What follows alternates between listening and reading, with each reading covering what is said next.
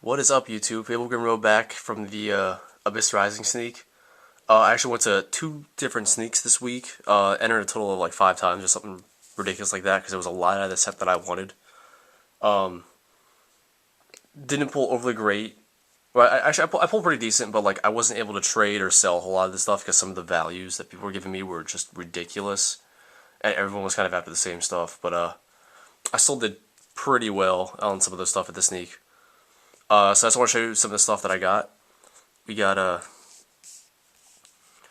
the sneak peek card, which is a Ignoble Knight of Black Lodstolin or whatever this guy is. He's not really that great. He's supposed to go with the other Noble Knights that were the sneak peek promos for the last 2 sets. Atrocious and Gawain, because they kind of just made like an entire archetype for sneak peek promos for whatever reason. He's pretty terrible though. Nothing to write home about. It's pretty bad. So I kind of wish they just stopped making these things, because instead of giving us like set support or like legacy support, they give us like a whole new terrible archetype. Artwork's pretty nice, but yeah, no one's gonna want those things. Let's see some of the cool stuff. I started out with these guys. I got 2 Gaga Cowboys. He was originally called Gunman in the OCG. He's just a generic rank 4. He has 2 different effects based on what position he's in. When he's in attack position, you can if he attacks an opponent's monster, you can detach material to make him gain 1,000 attack, and your opponent's monster lose 1,000 or lose 500 attack. So he pretty much like gets over a lot of stuff. Kind of replaces Gem Knight Pearl in the extra deck or so. And while he's in defense mode, he can burn you for 800 points of damage, or burn your opponent for 800 points of damage, which doesn't really seem all that great. But I've seen this thing like end games sometimes, just they only have like 700 life points left, and just summon Cowboy for game. It's pretty funny. So this is kind of like one of the supers everyone's after, because it's gonna go in like every extra deck. Let me get to these things, because these were the hardest things to get. This is what everyone was going after the sneak, and I didn't get overly a lot of stuff for it because the prices on these things was ridiculous. But mermails, they're sort of like the new water archetype out of the set, and they go really well with the Atlanteans in the structure deck. So like you use the effects of mermails with the Atlanteans to like pop your opponent's cards and like search and like get effects and all this crazy stuff. Some of the bigger cards out of the set. One was the level 7 Megalo. That's like probably the most expensive thing in the set. The water elemental is really good with these guys, and I think it's the Atlantean Dragoons or whatever can search it out too. Her right here, Abyss Lind.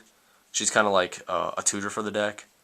So she's the ultra rare, so everyone was after her, as well as the trap card that special summons any mermail like from your deck. Pretty crazy stuff. And then they got some pretty decent rares too. Sturge, Spike, and Gund, as well as this thing that kind of goes with like Umi and the field spell. It's garbage though. But I know like in most builds they run like 2 or 3 spikes, maybe like 1 Sturge, and maybe like 1 gun too. So these are kind of like the rares everyone was after.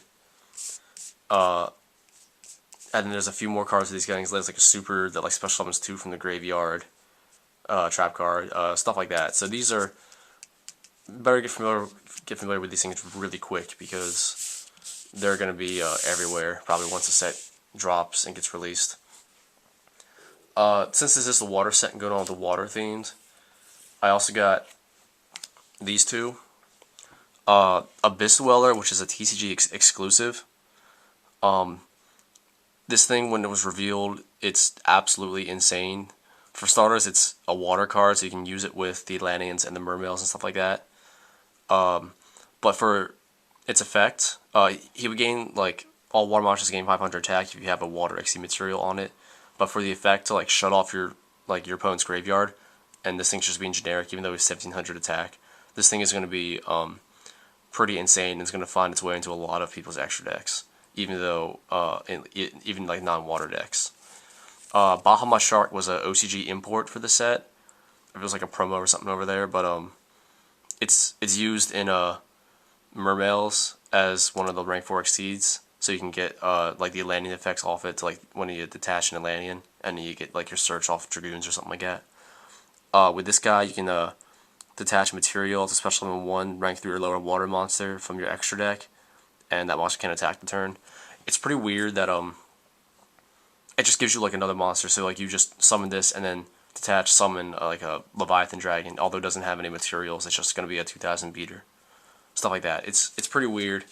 A lot of people kind of like write this card off because it's like, oh, the monster doesn't have any XC materials, but like you're still summoning another monster and you still get effects off detaching. So I think this is going to be it's definitely going to be a one of in Mermails, Atlantean, stuff like that. And then this thing is going to be absolutely insane, I think. So that's a brief thing of Mermails. Let me give you guys sort of the other really hyped, or one of the other really hyped archetypes out of the set, and that's Prophecies. They started back with Return of the Duels with these things, and now they're getting like some more crazy support.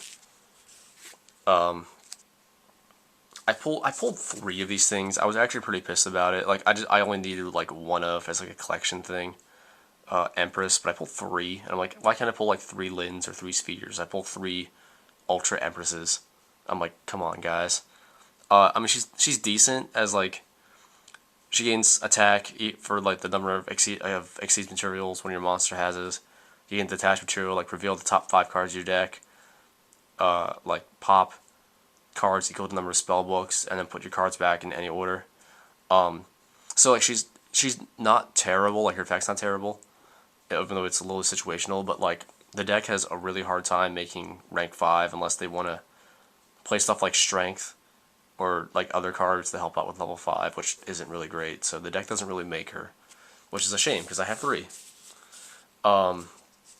Then we got Justice of Prophecy, who sort of like what Temperance was in the last set. Justice adds during the end phase you can add you can banish her, add a spellbook card and a level 5 or higher light or dark spellcaster from your deck to your hand. So you would essentially add, your Spellbook of Secrets or whatever spellbook you want, and then add your High Priestess or like Chaos Sorcerer. She can fetch that thing too. So this thing kind of, it doesn't replace Temperance, but it can definitely go.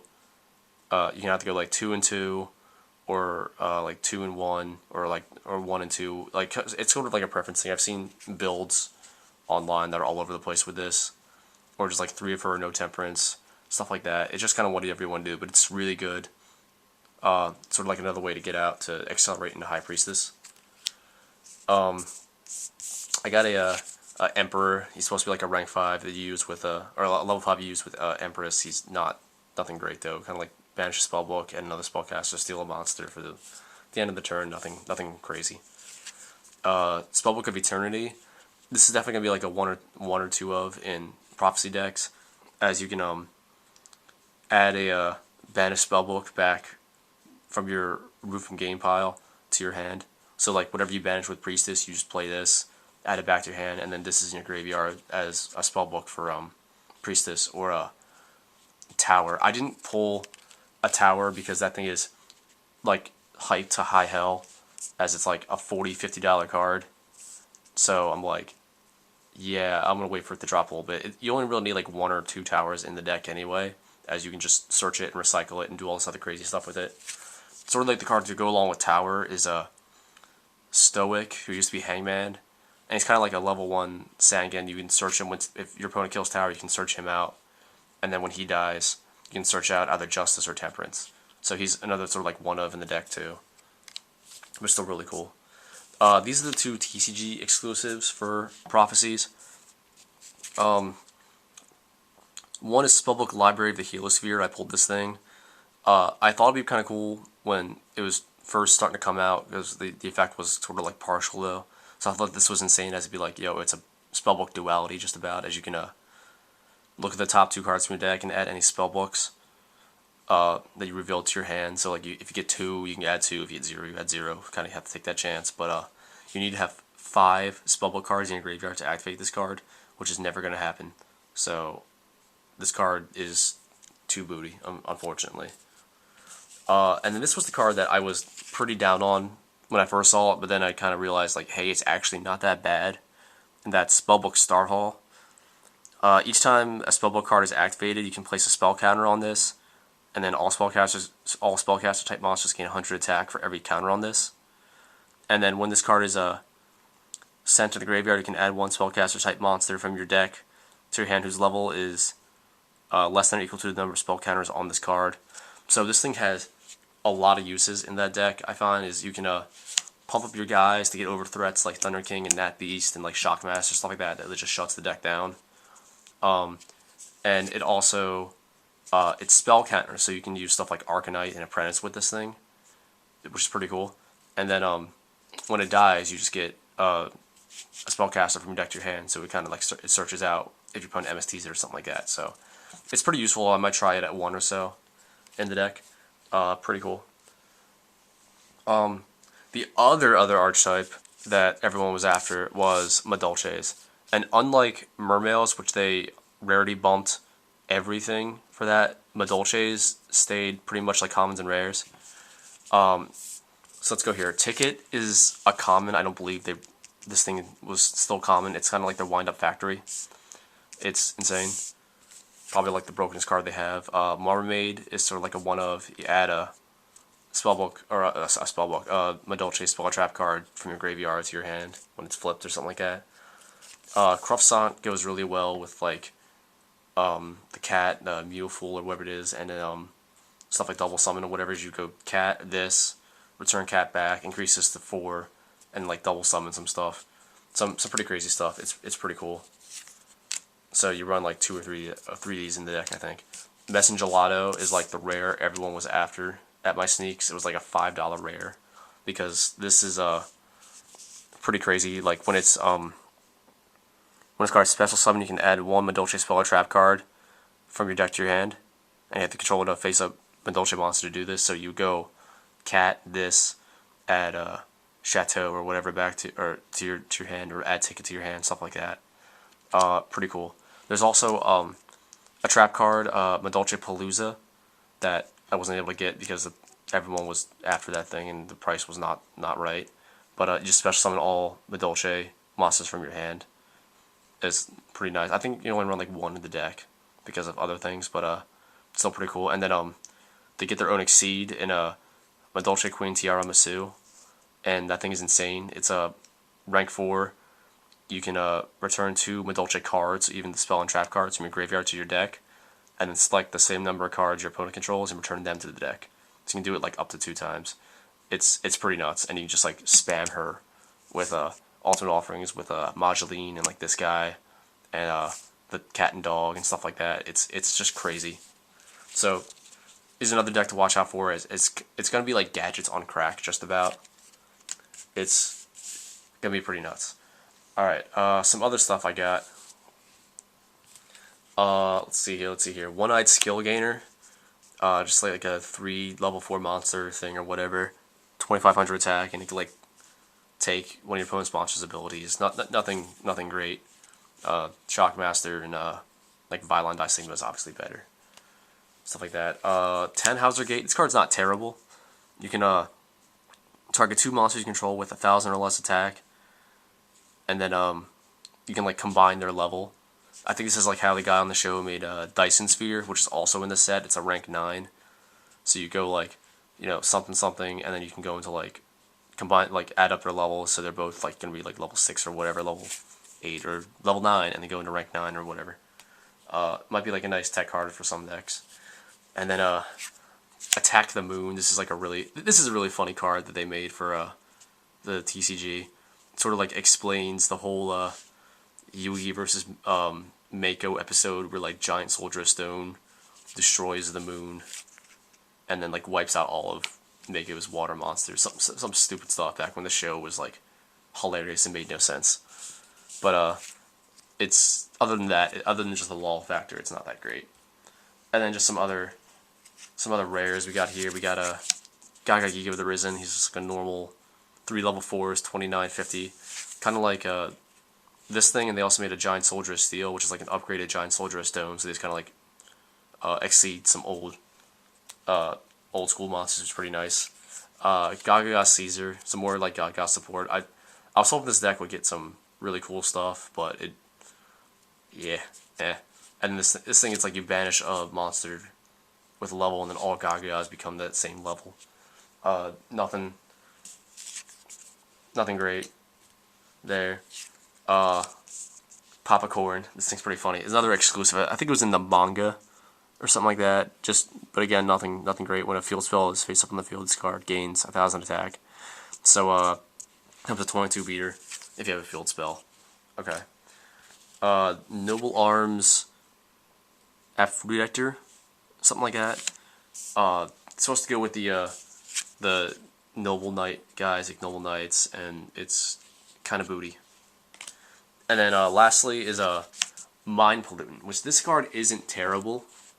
It's situational though, but it's not terrible. You have to discard one monster from your hand to target one monster that has an equal level to the monster you discarded that your opponent has, and you can take control of that monster until the end phase. So it's kind of like a situational. It's like a Trags effect, just about, but it's discard instead of send. So you can kind of use this with Fabled, I guess was what I was thinking immediately, obviously, but it's pretty situational, but still not a terrible card. All right, well, thanks for watching, guys. Hopefully, I'm gonna get some more stuff soon once these prices kind of even out a bit, because some of this stuff is just ridiculous. So, thanks for watching. Peace out, YouTube.